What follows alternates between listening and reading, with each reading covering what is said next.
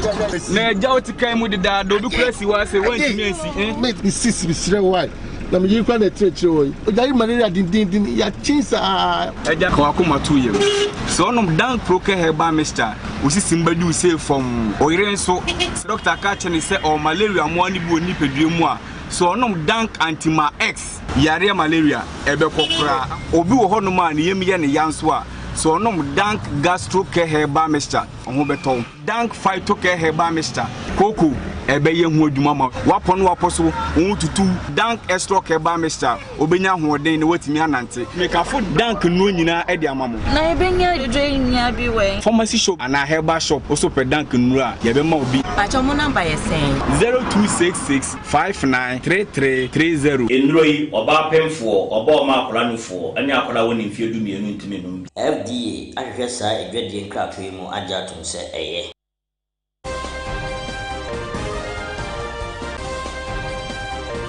Good afternoon and welcome to Pan-African News. We are coming to you from our studios in Abelemkpe 48 Swanika Street here in Accra, Ghana. We are live on Facebook at Pan-African Television. We are also live on YouTube at Pan-African Television. My name is Justice Appiah. Now to our top stories for this afternoon. Mother of a boy who died at KNUST Senior High School speaks. We'll be crossing over to the Ashanti region and speak to our Ashanti regional correspondent Isaac Otri to tell us what the mother has been saying and what school authorities have been doing about the situation. Stop MPP tax attack on NDC members or we will be forced to defend ourselves, says Elvis Efriye Ankra. Details of that particular story will be brought to you in our bulletin this afternoon. NDC refutes claims against the endorsement of Professor Jenana Opoku-Agyeman as a running mate. Later in business, NBSSI disperses funds to over 10,000 businesses. Details of these stories, including sports, international, and entertainment, will come your way for the next 1 hour. We're going for a short break. We'll be right back.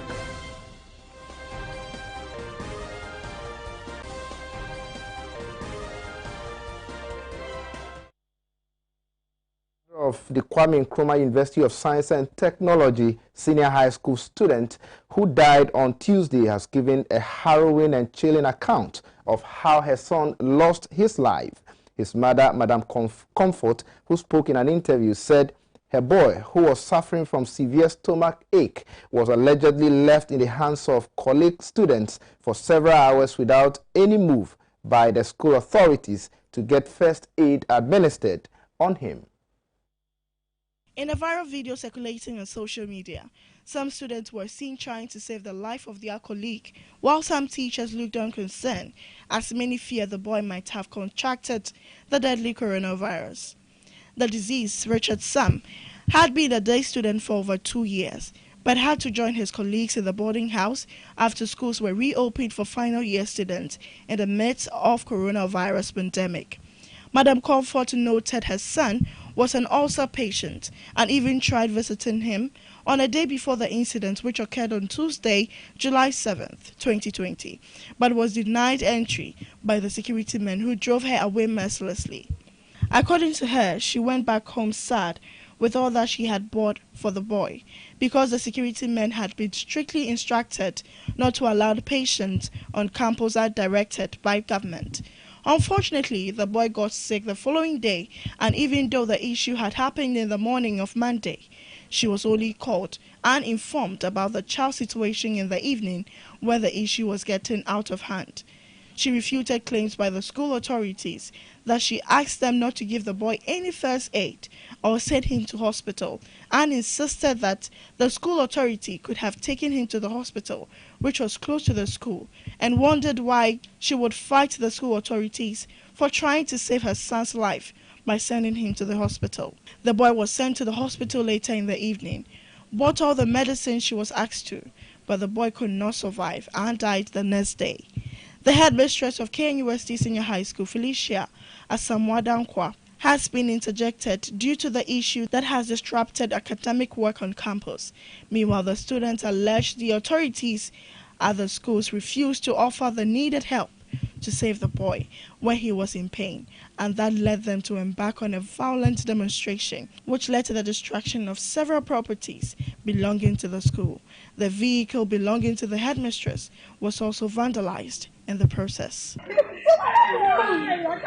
Now let's cross over to the Ashanti region and speak to our Ashanti regional correspondent, Isaac Ochi. Isaac, if you can hear me, we are told that the mother of the boy who died at the KNUST Senior High School has been speaking. What has she been saying? Tell us.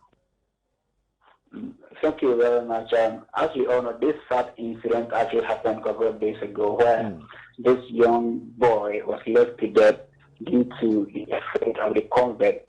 Of course, there have been reactions, and the mother has also come out to speak to the media, which she has expressed a concern that she was prevented from going into the school prior to the death of the son, and they have caused a really pain in the family and also the mother as well. But apart from that, there have been a lot of parents who have been lambasting the teachers in the region on listening to other parents. When we spoke to quite a few of them, they were really blaming the teachers that they are attributing the cause of this to the teachers, where they showed no compassion onto this particular one. But of course, there's been also a misreaction where some teachers have also come to us, are also speaking against how people are responding to the issues, that we should look at it at a critical context where in the country as we are now,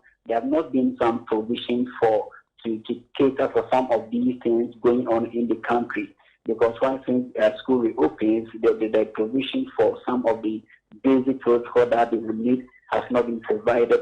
So of course, they have created a lot of tension in the region. We've also learned that most of the parents have gone into the school and picked out their walls from campuses, where other teachers have also left to the school. But earlier when the incident happened, we heard the headmistress speaking until at least she was prevented to speak into the media that when the incident really happened, she wasn't in the school to know how it really happened, but they knew that the guy was suffering from stomach ulcer or something of that nature. So they are not of the view that the child actually died out of the COVID virus. But of course, they are also putting in measures to ensure that further occurrence might not happen as it is. We are told that the headmistress has been interdicted. How true is that? This kind of injustice. Hello? Hello? We are told that the headmistress has been interdicted. How true is that? Yes, the headmistress has been interdicted, and also, they are probing her to find out many answers from her how this incident really happened. But of course, since she was directed, she has not come out. But the earlier response that we had from the mistress was proud to her interdiction, and also before, the issues really became on. She spoke to some, few journalists before when the incident really came out. So we are still following the story and see how, best and also how far all these things might go. Now, earlier reports say that some teachers were actually standing by, yet they did not attend to the boy until he passed on. Is that true? And what did those teachers actually say prior to that?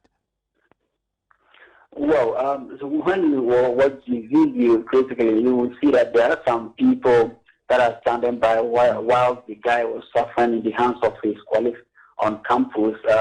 Many people about that particular issue, but there is also a misreaction that people standing were not really students, because they are not teachers actually, and their faces was not also captured on camera. But of course, people are also denying that some of these incidents that when it happened on campus might also bring a lot of things on the teachers. But as I'm speaking to you now, none of these teachers have spoken about the incident. But all the misreactions that have been going on as the ideas and how people are really observing this in particular. I know sometimes when there are some issues with regards to Ghana Education Service, most teachers and even at times headmasters are really feared of how the concept or the protocols of the Ghana Education Service. So most of them are really fear of speaking about issues that really went on. But we also believe that the DES, the Ashanti Regional Chapter, is looking at these teachers that they will be called to book and answer some few questions. So they are not preparing their, arguments on how that's been going on social media and also on the media. But they want to get onto the bottom of the matter and see that this is true, that some of these teachers were there and also look onto it, that the child will be left to death. Then I think they can also, produce some actions against these teachers who were at the presence at the scene. Since some of the teachers are denying that they stood by and left the boy to die, did they tell you where they were at the moment some students were struggling to be able to save the life of their colleague? You know what, the reaction that have been coming out was that, it was said that the guy was left there about 3 hours before, he even died. But the teachers and some people that, the media also have confirmed that. In fact, the hours that have been quoted in the media, that have been put out in the media, wasn't actually true, because it was always said that they called the parent from home when he was from town, and from town wherever the parent might be coming from, where we understood it was a number for being into the school, might take even less than an hour for the parents to get into the school. So the 5 hours that have been put out in the media to confirm that the guy struggled for 3 hours without any attention from authorities is first of all a false one. But of course, there's still an investigation going on the ground to see, to ascertain the real truth in the matter, and to, enjoy upon the people the necessary, injunction that might be put in also on them as well. Finally, before I let you go, is it established that the boy died of, stomach ulcer? Well, that is where the concern is really whether what the teachers are saying is true or it might be a false. So we are still on this really matter, but I understand that they are trying to bring out the record of that. But the parents, when they spoke, didn't really confirm the situation where the teachers, the headmistress, had put out that the boy was suffering from a stomach ulcer. So they will say it's a rumor that might come out to confirm, whatever they think that really caused the death of the child. You earlier said that parents stormed the school to, of course, take their wards out of school because of what happened. What's the current situation in the school? Yeah, we had many parents have come on campus and taking their wards back home until proper, because this has really created a lot of fear and panic on students on campus after they even did a demonstration against authorities in the school where there were heavy security present. So because of the fear of the convert, when you got into the school has been really calm, and you couldn't see many of these students, though you could find one of them, walking around. But what has been happening right now is that there has been a suspension of academic work for now, and also we understand that most of these students have really returned back home. So until probably further notice where it will be an official announcement whether the schools will be continue to be on campus or they will be asked to go home. As I'm speaking to you, KNUST Senior High School, it's not really embarked on any academic program where most of the students have also left campus to home. The information we had is that students demonstrated and vandalized properties on campus. How true is that, and what has been the situation with respect to that? Did they, spoil a lot of properties on campus? Well, it is true. Yesterday, one day, after a few hours where the guy was confirmed that there was a massive demonstration, as I indicated earlier on campus.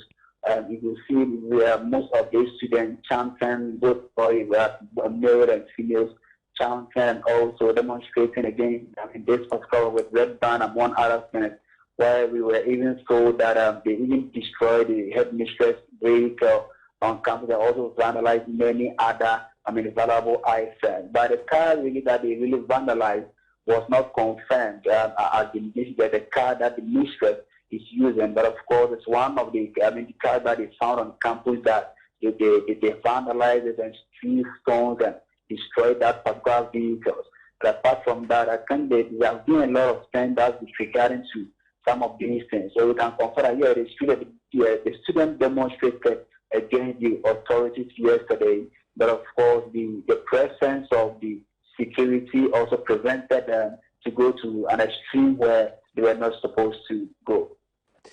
Thank you so much, Isaac, for speaking to us. That was our Shanti Regional correspondent, Isaac Otri. He's been telling us what has been happening on KNUST Senior High School campus pertaining to the death of a student who was alleged that he was actually left to die by teachers when he was actually suffering from stomach ulcer or something of that sort. We'll be speaking to Mr. Bright Kweku Appiah, Director of Child Right International, to also take his view on the issue that is happening or that has happened at the KNUST SHS campus. We're going for a short break. We'll be right back with that interview.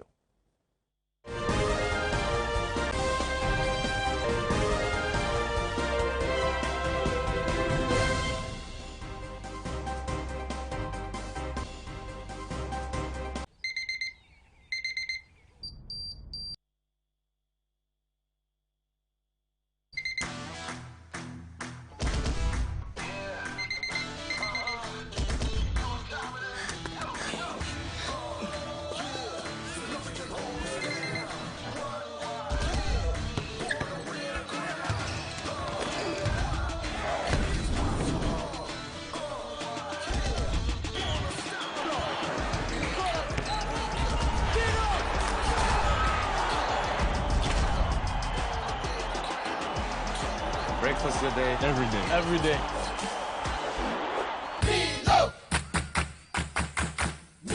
Nestle, good food. You're still watching Pan-African News Radio on Pan-African Television. We're coming to you from our studios in Abilinkwe 48 Swanika Street here in Accra. Now let's cross over to the phone lines and speak to Mr. Bright Kweku Appiah, Director of Child Right International. Good afternoon, sir. Good afternoon. Thank you so much for joining us on Pan-African News this afternoon. Tell us your position on the issue that has happened at the KNUST SHS campus. Well, for me, it's unfortunate that we have to go to another cycle of issues happening to children on campus, which in every normal circumstances we could have seen this the situation, but it's unfortunate that we keep experiencing some of these things in our secondary schools. Now, we are told that some teachers allegedly stood by and left the boy to die because they thought that he was suffering from COVID-19. Do you think that such issues should be probed and the school be prosecuted? Well, when you look at the circumstances under which this particular guy died, clearly point to the fact that in the past, the authorities are used to asking children to go home anytime they are sick. And because of that, they apply the same principle during the COVID season. And then what even made it worse has to do with the fact that at least illness is suspected to be COVID. For that matter, people want to protect their lives. People don't want to be innovative in terms of how they approach it. So clearly, it is the same thing that they did in this case. So instead of they finding a solution to the matter and getting a medical attention, even before they can report the matter to the parent, they decide to report the matter to the parent in the condition with the guy was at that time. And for me, it doesn't show innovation. It clearly shows that the season that we are in is still not something that others are recognizing, especially in our schools, where they have to seek for medical attention for our children before they seek for the intervention of the parent. And that's what exactly happened in this case. So for me, the authorities did not act well. We want a full investigation into the matter, of which Ghana Education Service has launched a full investigation to it. So we are expecting that certain conclusions will be brought and certain actions will also be taken in respect to this. But the most important thing is that we should not be losing lives on such silver platters. It's very wrong and very, very sad to witness a situation where authorities will look on without any concern in terms of protecting the rights of children. So it called for a policy reform in terms of how people must behave in the environment. And you will recall that most of the advanced countries, their policies related to child protection were made as a result of certain happenings against children. For that matter, they did a full legislation or policy reform on how children need to be handled in schools and other gatherings and even social environment and all that.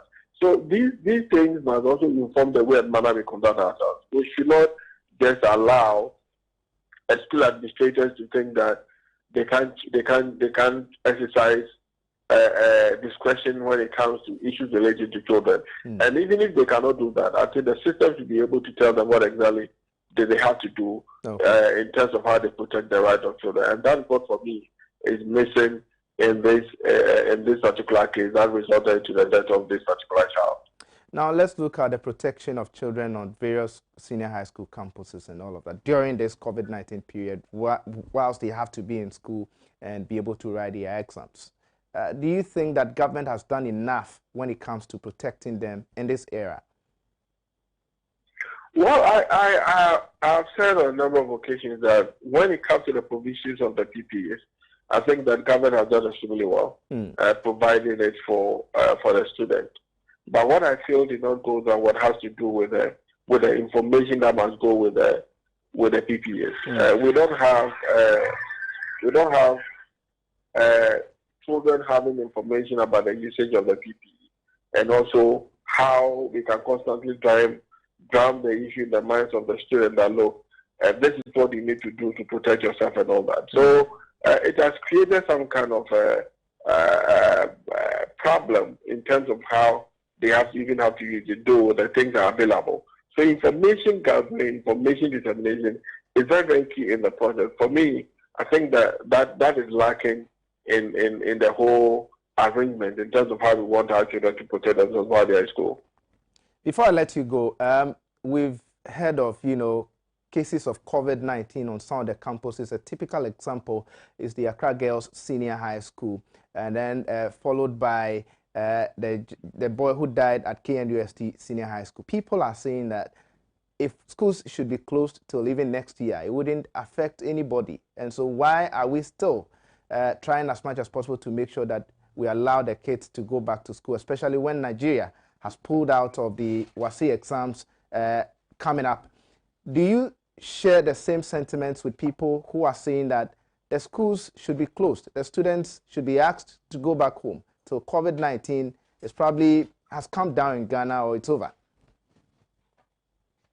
Well, we are in crisis period, and decisions must also be made. So if you recall, we made a proposal to government that instead of students going back to school, they should allow the system to use their continuous assessment in awarding certification for them, and which we did not get any response to that effect. So government announced that students must go and write exams, and there's a way that we need to make them write the exams. And asking them to go back to school to write the exam was also another alternative, which we didn't support initially.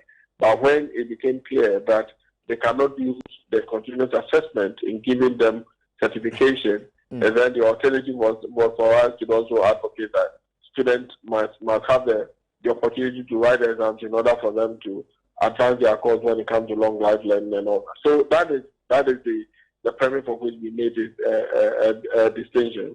But now that they are in school, and that there are reports, at least officially, we can confirm that of Accra girls that there's COVID. That, for me, once there's a report of a COVID on campus, I strongly believe that it is not a time to ask the student to go home to live among the vulnerable groups. Because if you look at what the advanced country has done, the transmission of the COVID among age cohorts, especially those who below the age of 80 years, it's very slow. But they can easily or rapidly transfer it to the vulnerable groups at home. So if we are not satisfied as to who has gotten it or not, then I will say that all the students must be on campus unless they carry out a comprehensive testing before we know who is free to go home or who is not free to go home. Then we can do that. But if we ask them to go home now while they are in school, the tendency of increasing the spread will be very, very high because that age cohort can't contain the virus, but if they find that the same cohort find themselves in the vulnerable, in the environment where they will pose a threat to the vulnerable groups, then it will lead to a widespread of the disease. So for me, we should stay calm, let the whole processes of testing go on whenever there's a detection of a case, and then action must be taken to address it. So for us, we think that these are the steps that we need to take before we say that, or we give a blank check that students should go home. People have questioned government's preparations towards reopening the schools for final year students. Some other people are saying that some of these cases have exposed government's ill preparedness before they opened the schools to the students to go. Would you agree that that has exposed government on how they've been ill prepared on this issue? Well, exposure, we can discuss at the different levels. That's what I'm saying, that first, when it comes to the provision of the physical items, equipment for the student to use, I can say on authority that the government has been able to do excellently well in that regard. So on that basis, I wouldn't describe any exposure. But where the exposure comes in is the ability of the school management to recognize the protocols, and when it happens, the action that they need to take. For me, it was ill prepared in the process. So school management do not really know how to go about it, because we all know that before the students be allowed to go to school, government communicated it to us that certain places within the school will be allocated whenever there is a suspicion of a case, so that they can receive treatment. But as to whether they are working is another matter altogether. So these are issues that we can talk about in relation to that exposure. So in that angle, I think that the way and manner school authorities are conducting themselves, the way and manner parents are trooping to school to withdraw their children, the way and manner children are responding to the protocols shows that there's a level of exposure in terms of lack of knowledge and then transparency and accountability in the process of dealing with this particular issue in relation to our schools. But what would it have cost this country to have tested all the students before they were allowed onto campus? I didn't hear you. I'm saying that, but it wouldn't have cost the country anything if the students were tested before they were allowed. Of course. It was one of the proposals that we made that look, testing must be made. And the reply that we got from government has to do with the fact that the testing is expensive, and one testing will cost about $70 to $100 per child.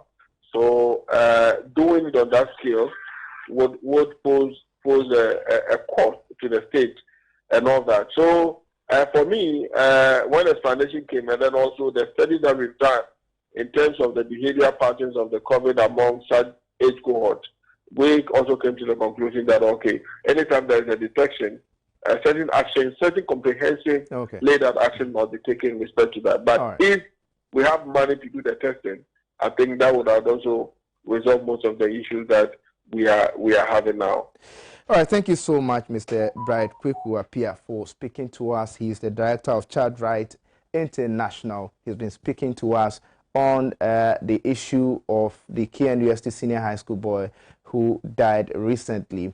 Away from that, a local content committee for the Ministry of Tourism, Arts and Culture has been inaugurated in Accra. The local content is expected to give Ghanaians control over content on air. At the inauguration in Accra, Minister of Tourism, Arts and Culture, Barbara Otenjisi, said the local policy will give Ghanaians the needed control over what we see on the airwaves.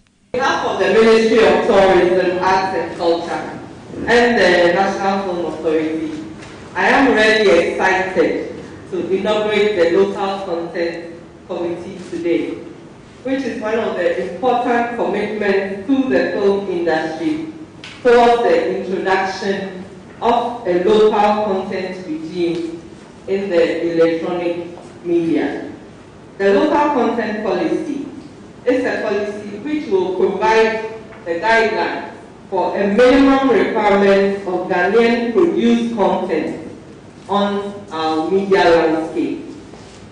The Chief Executive Officer of City FM and City TV, Samuel Atamensa, is the chairman of the committee.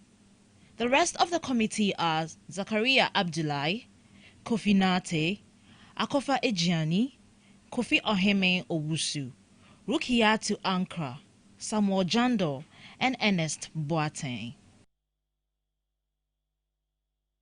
Away from that, the Director of Elections of the National Democratic Congress, NDC, Elvis Efriankra, has urged the Ghana Police Service to rise up to their duty of enforcing the rule of law and protecting citizens' rights in the ongoing voter registration exercise, or be forced with a situation where NDC members will be forced to defend themselves. His call comes in the wake of alleged thuggery perpetrated against some members of the National Democratic Congress across all registration centers in the country.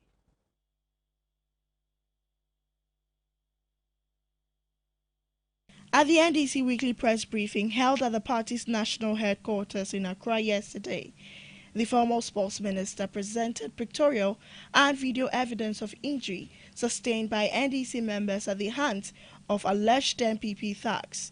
According to him, these thugs mostly operated with the connivance of government officials who usually accompanied them. In line with this, the party's director of elections entreated his people to collaborate and cooperate with the security agencies in maintaining law and order.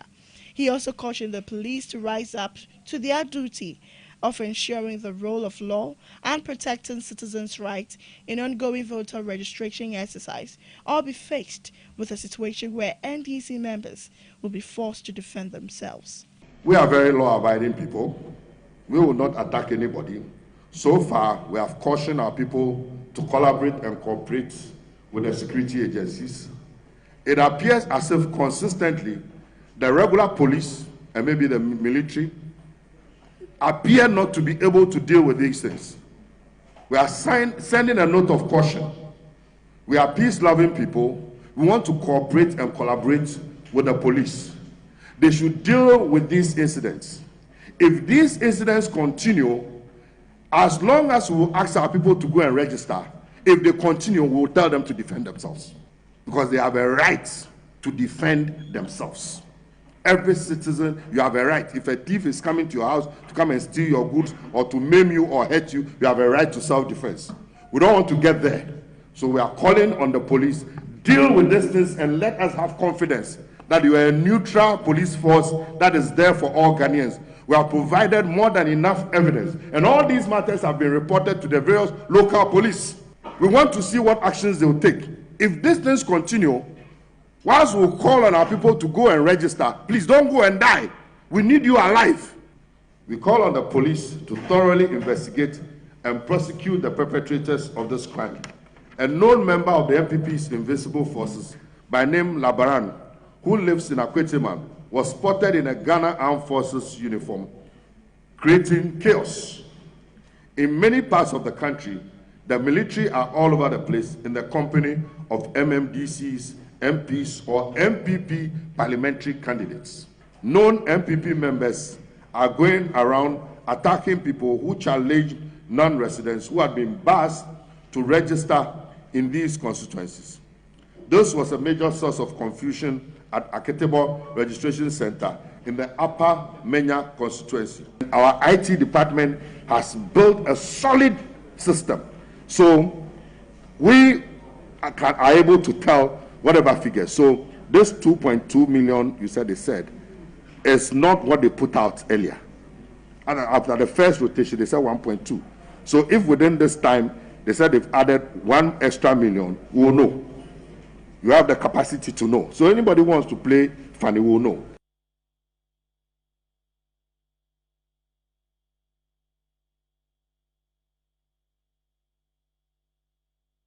Now, still at the camp of the opposition National Democratic Congress, the party has rubbished claims leveled by the New Patriotic Party against the endorsement of Professor Nana Jane-Opoku-Agyeman as running mate to former President John Dramani Mahama. At a press conference held at the party headquarters yesterday, the National Communications Officer, Sami Gyamfi, eulogized the academician as an individual with a proven track record and admirable qualities worthy of emulation by all and sundry. He further stated that her appointment is a way of actively involving and empowering women to lead at the very top of the country's political leadership. On Monday, July 2020, the flag bearer and leader of the NDC, His Excellency John Dramani Mahama, made history when he, upon consultations with and the unanimous approval of the Council of Elders and National Executive Council of the party, announced Professor Nana Jane-Opoku-Agyeman as his running mate for the 2020 general elections. President Mahama and the National Democratic Congress, through the appointment of Professor Nana Jane-Opoku-Agyeman as running mate, have demonstrated that we recognize the towering contribution of women to the development of this country and believe in their capacity to lead at the very top of our political leadership, the presidency. Now let's move away from Ghana and go to Ivory Coast, where Ivorian Prime Minister Amadou Gon Coulibaly has died. His death occurred shortly after he attended a cabinet meeting in the presidential palace. The 61-year-old had been chosen to run as the ruling party's candidate in this year's October presidential election. Born on February 10, 1959, the vastly experienced politician once served as mayor of Korhogo, the country's fourth largest city, Minister of Agriculture, and Secretary General of the Presidency before being elevated to the position of Prime Minister on January 10, 2017. A father of 5 who earned an engineering degree from France, his death creates uncertainty over elections in the former French colony and the world's leading producer of cocoa, which has returned to normalcy after years of turbulence and a bloody civil war. He was chosen to lead the rally of the Republican Party after President Alassane Ouattara ruled himself out of running for a third term.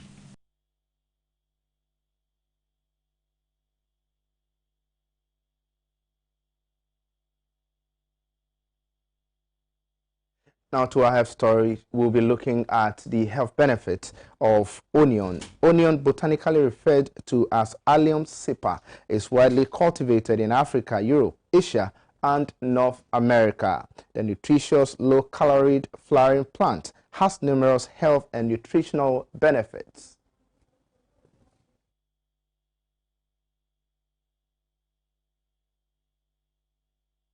Onions are members of the Allium genus of flowering plants that also include garlic, shallot, leek, and chive.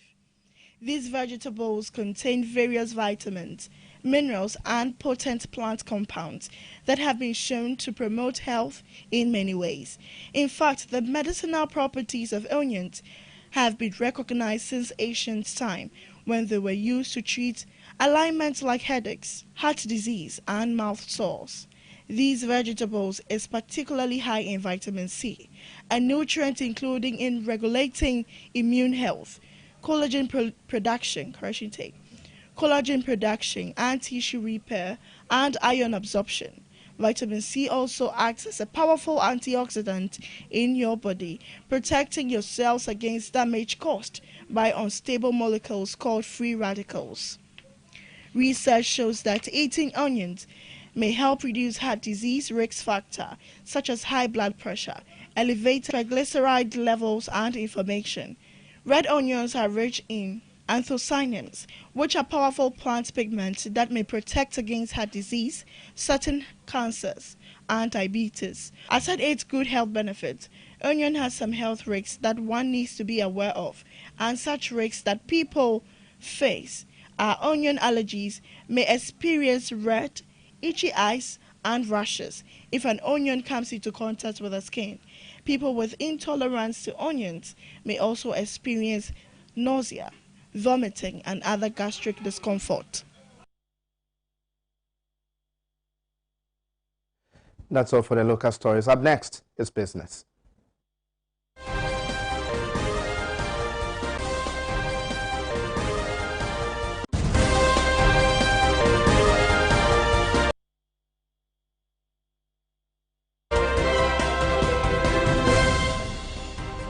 Welcome back. Now let's do some business stories. The National Board for Small-Scale Industries has begun the disbursement of funds to owners of microfinance businesses across the country. The provisions come from the special fund set up by the government to cushion micro, small and medium enterprises from the impact of the coronavirus disease.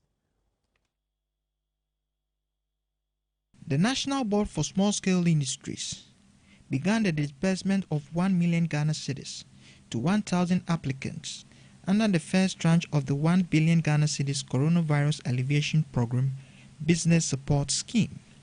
The Executive Director of the National Board for Small-Scale Industries, Kosi Enkiwa Yankee Aye, has disclosed that the board, since June 24, 2020, has been able to disburse funds from the Coronavirus Alleviation Program to cover 10,000 small-scale businesses. The beneficiaries, whose documentation checked out and met the requirements of the National Board for Small-Scale Industries, received up to 2,000 Ghana cedis via mobile money under the Adom Microsoft loans for micro enterprise. She disclosed that the application process was categorized into 3 to help in the smooth processing of financial aid. She added that the announcement was done in accordance with the amounts needed by these traders and business people. The MBSSI Executive Director advised beneficiaries of the loan facility to make good use of the fund to help stabilize their businesses.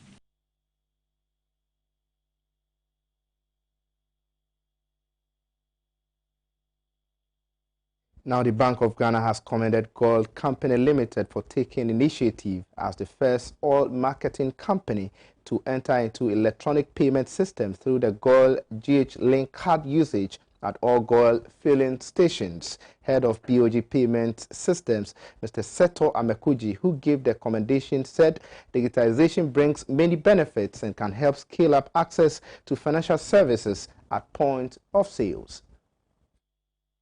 The head of BOG Payment Systems, Seto Amekuji, speaking at the launch of GOIL/G8 Link partnership, said over time, images of checks facilitated clearing, even as electronic payment developed, with debit and credit cards being initially issued by banks.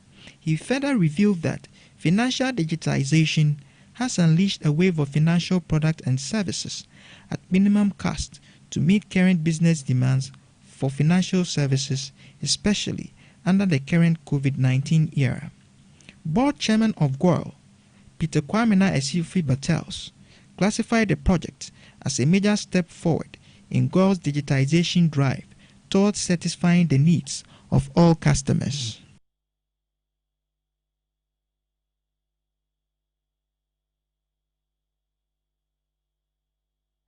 Well, that's all for business. Up next is international news.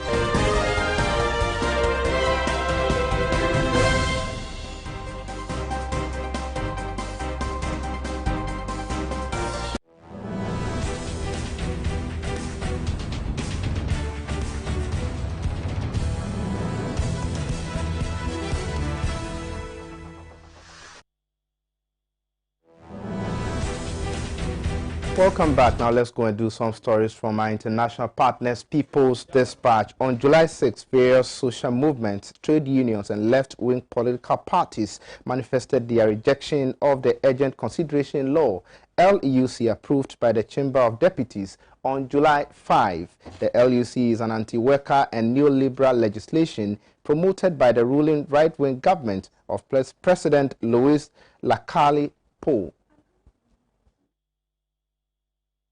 The opposition party, Frente Amplio or Broad Front, a coalition of left-wing political parties and progressive forces, denounced that the bill is unconstitutional, anti-people, repressive, and regressive. And they said that they will continue fighting and will not allow a step back on the rights won.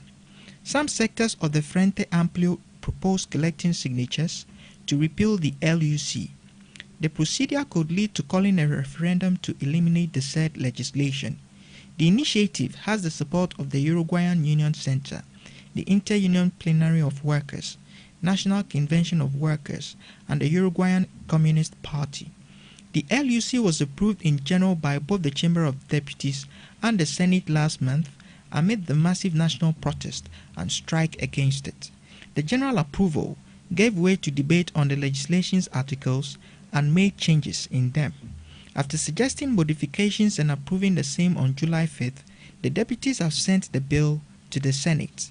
The senators have 15 days to review and vote on the modifications to the articles of the LUC. The LUC is a package of 476 articles proposing neoliberal reforms that would impact various aspects of the public sector, such as health, education, housing, employment, economy, and security. The social movements and the opposition consider them as setbacks as they promote budget cuts in the public sector, support the privatization of public companies, increase the powers of law enforcement forces, and restrict the right to strike of the workers, among other issues. The LUC has been one of the priorities of the Lacalle Pou government. Since assuming office in March, the government has wanted the project to be debated in Parliament. The law was the central focus of the electoral campaign that brought Lacalle Pou to the presidency.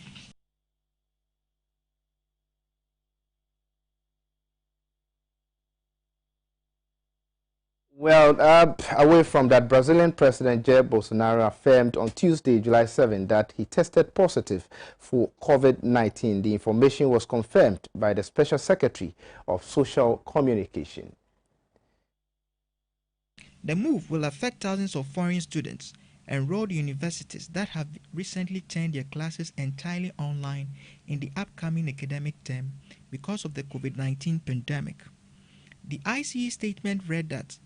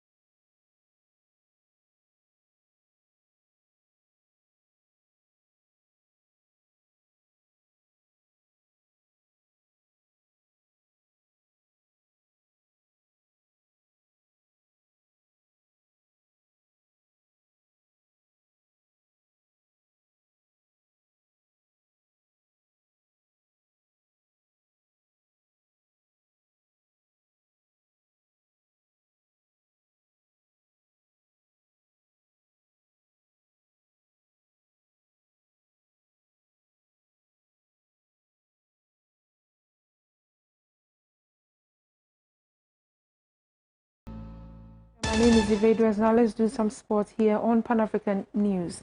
With the impact of COVID-19 felt by mostly people across the globe, sporting facilities are beginning to bear their own share of the devastating pandemic. Pan-African Sports Desk takes a look at the current state of the Brekum Golden City Park. Amidst the outbreak of the coronavirus pandemic in Ghana, which has subsequently led to the suspension and cancellation of the country's football competitions, sports stadia that have served